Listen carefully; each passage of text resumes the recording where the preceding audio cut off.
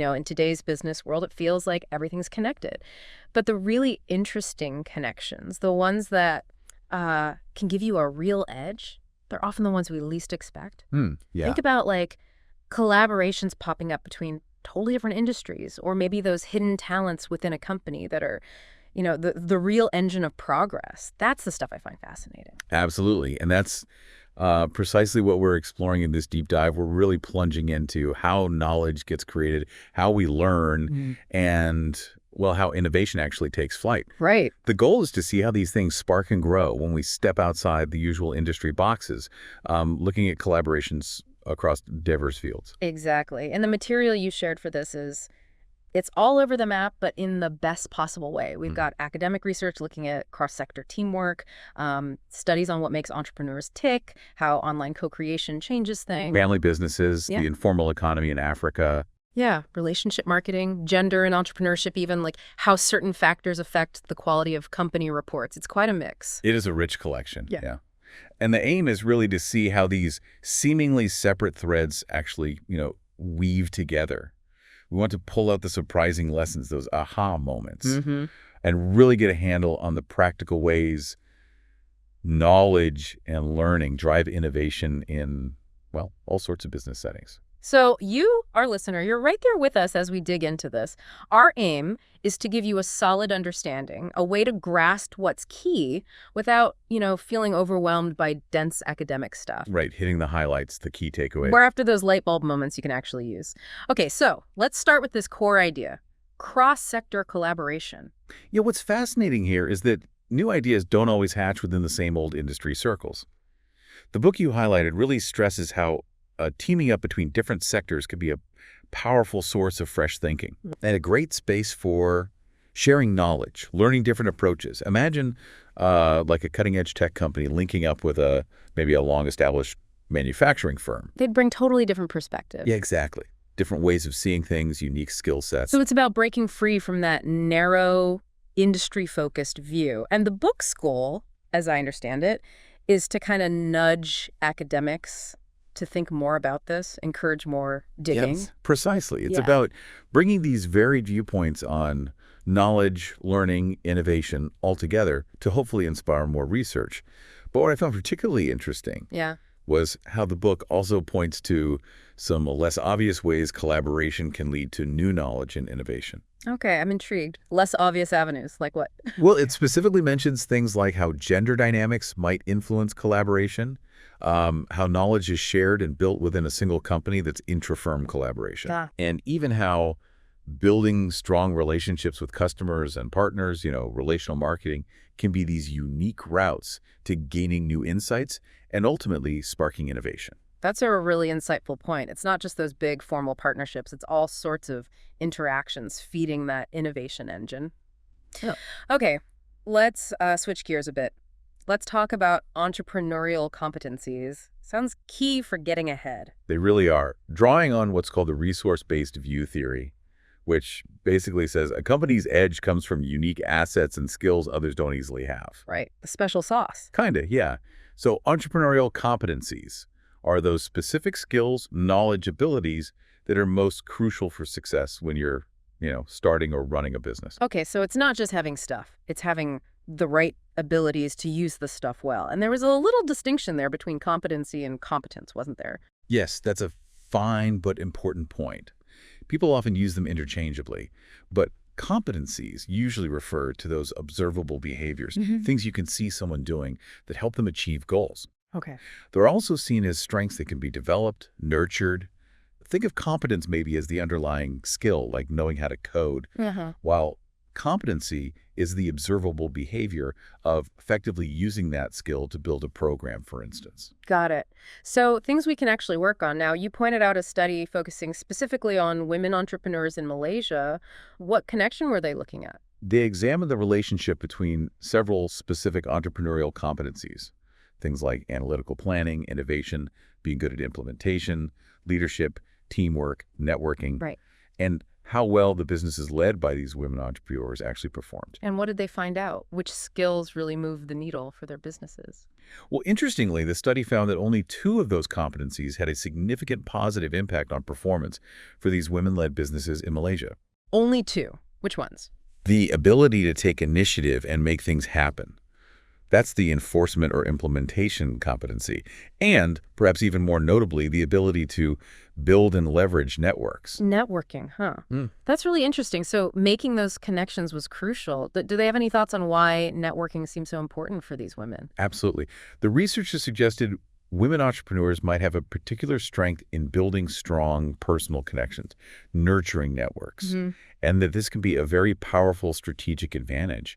They even touched on potential differences in decision-making styles, where women might place more value on less tangible things like relationships compared to maybe a purely data-driven approach. That's a really interesting angle. It kind of challenges some traditional business thinking. Okay, let's move into the digital world. Companies are trying to get customers involved in co-creation online more and more. What's the story there?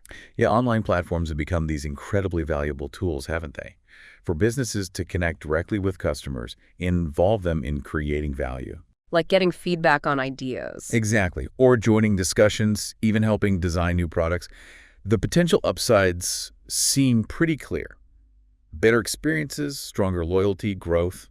But it's not always straightforward, is it? You mentioned some potential downsides. Precisely. If it's not handled well, involving customers too closely can sometimes lead to dissatisfaction, negative feedback spreading, Right. or just a feeling their input isn't really valued. It's a bit of a balancing act. Makes sense. The study you shared from France looks specifically at how online co-creation impacts 2 key consumer groups. Lead users, basically your most innovative customers, the early adopters. The tinkerers. Yeah. And opinion leaders, the influential people whose recommendations others trust. Okay, so how did co-creation affect these key groups? What did the French study find? The findings were quite significant. It showed online co-creation had a direct positive effect on both making consumers feel more like innovators, that's lead userness, and making them more likely to influence others, the opinion leadership part. But what's really interesting is they found that feeling like a lead user was the main reason, the mediator, why those users then became more influential opinion leaders. Okay, let me make sure I've got this. So participating makes customers see themselves as more innovative, and that feeling is what then motivates them to share their views and influence others, like become opinion leaders. Exactly. That's the pathway they identified. And the implication for businesses is pretty clear.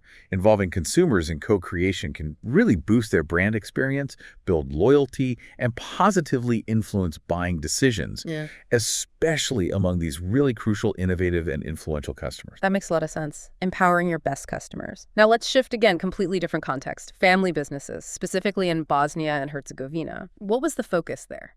Family businesses are, well, huge economic players globally, and definitely in transition economies like Bosnia and Herzegovina or BH. The research here honed in on relationship marketing, building and keeping those strong, lasting customer connections within these family firms, particularly in an economy still finding its feet after major shifts. Relationship marketing and a region rebuilding sounds like it could have some unique aspects. Why is it so critical there? Well, in a world with endless customer choices, loyalty is vital anywhere, right? But maybe even more so in an economy trying to build stability and trust. The study looked at key RM elements like loyalty, trust, commitment, satisfaction, even gratitude. And they looked at this through real companies, right? Case studies. Yes, fascinating case studies of 2 Bosnian and family businesses. Agers of the group, they're in food, trade, textiles, and Pharman Ed Ltd., a pharmaceutical company. They explore the specific ways these firms build relationships. What were some of the actual things these companies were doing? Concrete examples. Okay, so AS Group, for instance, used loyalty programs, really emphasized product quality and their Bosnian identity, built strong ties with their distributors, and got involved in community initiatives. Right, building that local connection. Exactly. Pharmand, meanwhile, focused on tailoring marketing for different export cultures, maintaining close distributor relationships, and also highlighting their Bosnian roots and quality commitment. And what kind of results were they seeing? Did this relationship focus pay off? Both reported significant benefits, yeah.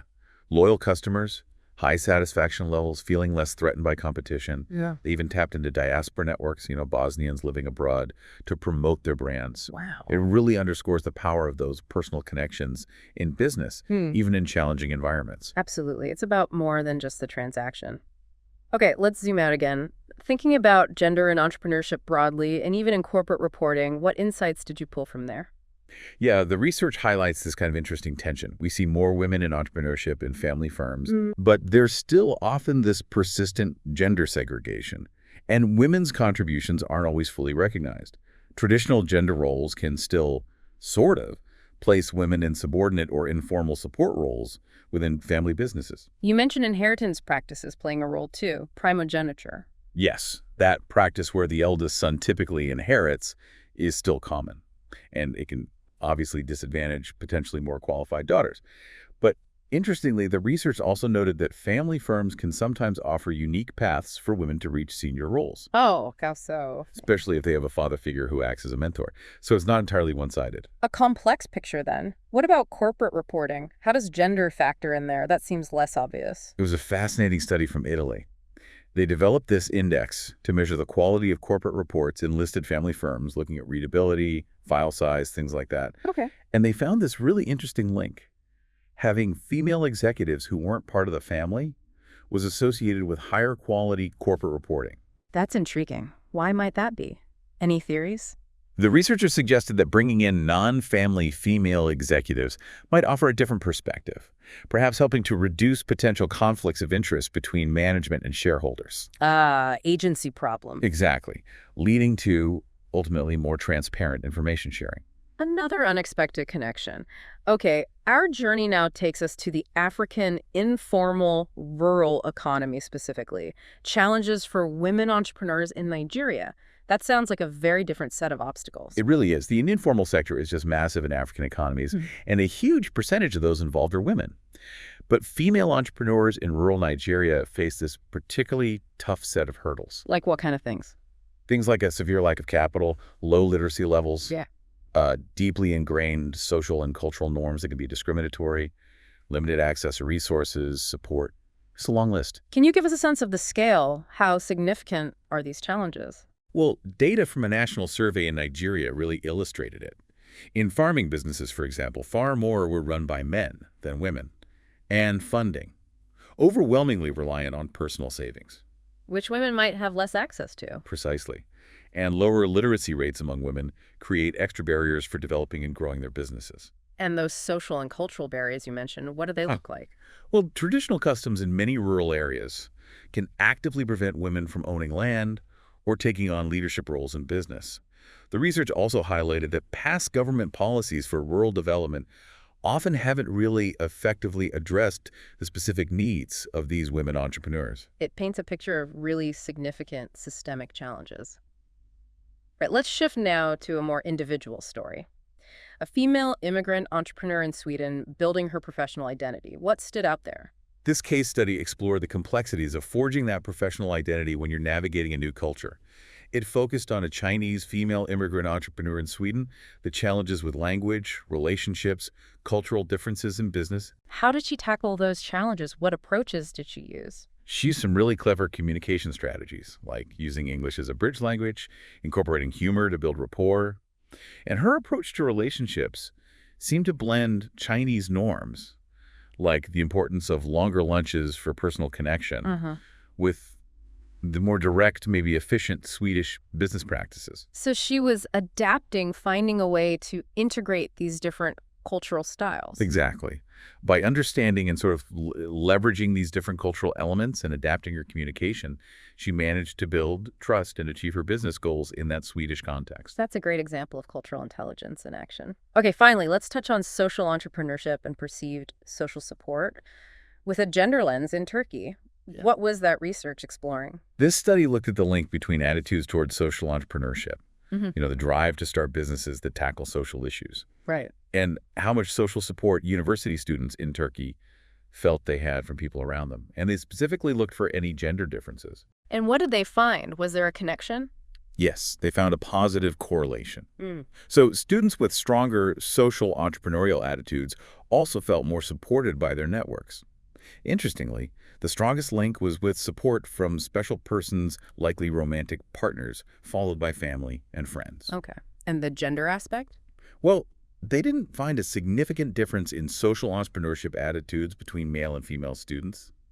Both seemed similarly interested.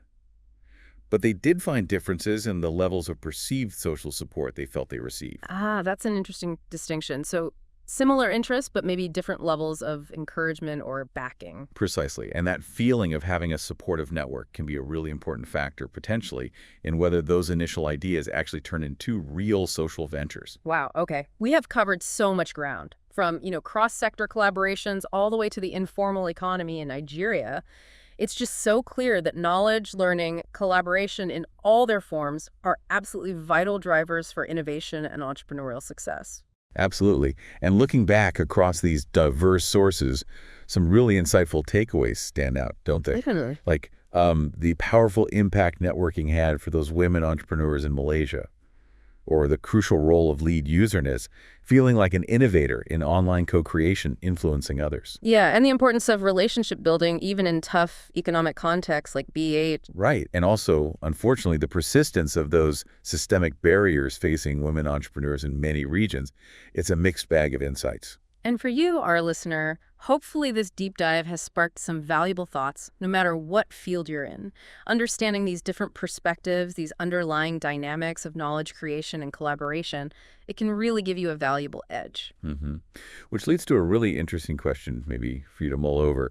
Considering all these different angles we've discussed, what perhaps unconventional collaborations might you explore? Or what maybe overlooked skills or competencies could you leverage to spark innovation in your own work or endeavors? That's a fantastic point to ponder. We definitely encourage you to dig deeper into any topics that really caught your interest today. There's always more to discover. Indeed. Consider this deep dive just another step on your ongoing journey of learning and discovery.